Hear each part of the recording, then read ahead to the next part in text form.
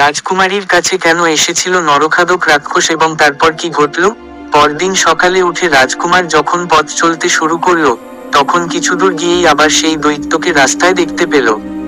দৈত্য তাকে বলল, এবার আমি তোমায় বলি, এরপর তোমার কি করা উচিত।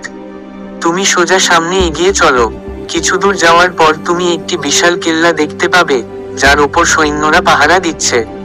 তুমি সৈন্যদের দেখে ভয় পেও না এবং সরাসরি ভিতরে ঢুকে পড়ো, কারণ এই সময়ে তারা ঘুমিয়ে থাকবে।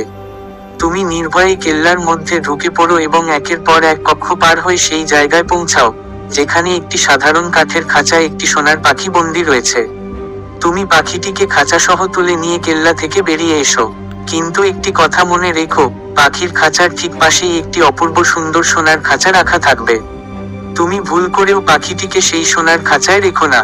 এই কথা বলেই দৈত্য রাজকুমারকে আবার নিজের লেজের ওপর বসিয়ে নিল এবং কিছুক্ষণের মধ্যেই তাকে কেল্লার কাছাকাছি নামিয়ে দিল। রাজকুমার কেল্লার কাছে গিয়ে দেখল সত্যিই সব সৈন্য ঘুমিয়ে রয়েছে।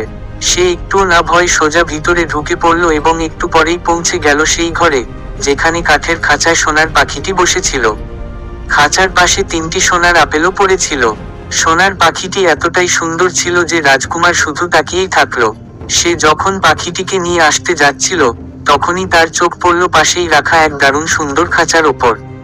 সেই খাঁচাটি সোনার তৈরি ছিল এবং তাতে নানা রকম দামি রত্ন বসানো ছিল। রাজকুমারের মনে হলো এই খাঁচাটি সোনার পাখির জন্য উপযুক্ত। সে দৈত্যের উপদেশ ভুলে গিয়ে কাঠের খাঁচা খুলে পাখিটিকে সোনার খাঁচার ভিতরে রেখে দিল। কিন্তু নতুন খাঁচায় ঢুকতেই পাখিটি উচ্চস্বরে চেঁচাতে শুরু করলো। রাজকুমার তখনও খাঁচাটি নিয়ে ঘর থেকে বেরোতে পারেনি। এমন সময় অনেক সৈন্য ঘরে ঢুকে পড়ল এবং তারা রাজকুমারকে ধরে ফেলল।